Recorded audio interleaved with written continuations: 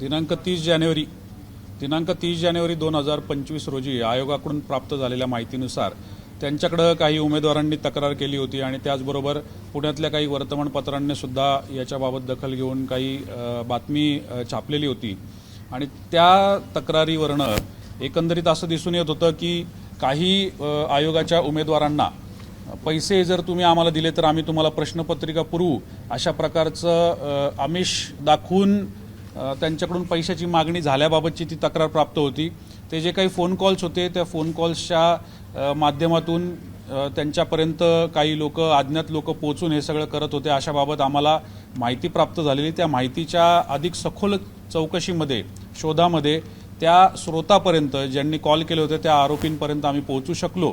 पोहोचल्यानंतर त्याच्याबाबतची थोडीशी इत्थंभूत माहिती मिळाल्यानंतर आयोगाने आमच्याकडे काल रात्री बंडगार्डन पोलीस स्टेशन या ठिकाणी CR नंबर 39/25 भारतीय न्याय संहिता 62 318 4 353 1 आणि महाराष्ट्र स्पर्धा परीक्षा कायदा कलम 315 अनुषंगाने गुन्हा दाखल केलेला आहे आणि यामध्ये आम्ही दीपक गायधने व सुमित जाधव हे दोन आरोपी चाकण परिसरातून ते काम करत असलेल्या त्यांच्या ठिकाणावरून त्यांना चौकशीसाठी ताब्यात घेऊन पुढे त्यांना काल अरेस्ट केलेलं आहे, त्यांना अटक केलेली आहे आणि माननीय न्यायालयाच्या समोर पोलीस कोठडीसाठी सादर केलेला आहे।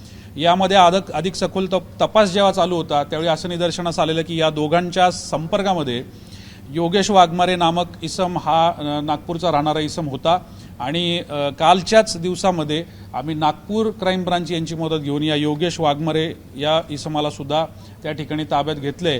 आपली टीम त्याला आता ताब्यात घेऊन पुढील प्रक्रियेसाठी या ठिकाणी येत आहे।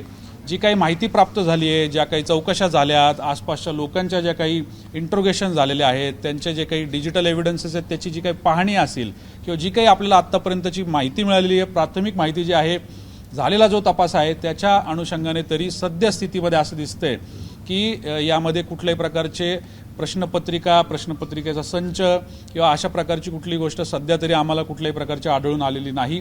या मुलांपर्यंत ते कशा पद्धतीने पोहोचले, कारण आजकाल प्रत्येकजण कुठं ना कुठं तरी आपला क्रमांक आपलं नाव देत असतो। याबाबतची अधिक सखोल चौकशी तपास चालू आहे आणि तपासाअंती आपल्याला ते देखील सगळं जे आहे त्याच्याबद्दलचं एक सुस्पष्ट असं चित्र आपल्याला दिसायला मिळणार आहे।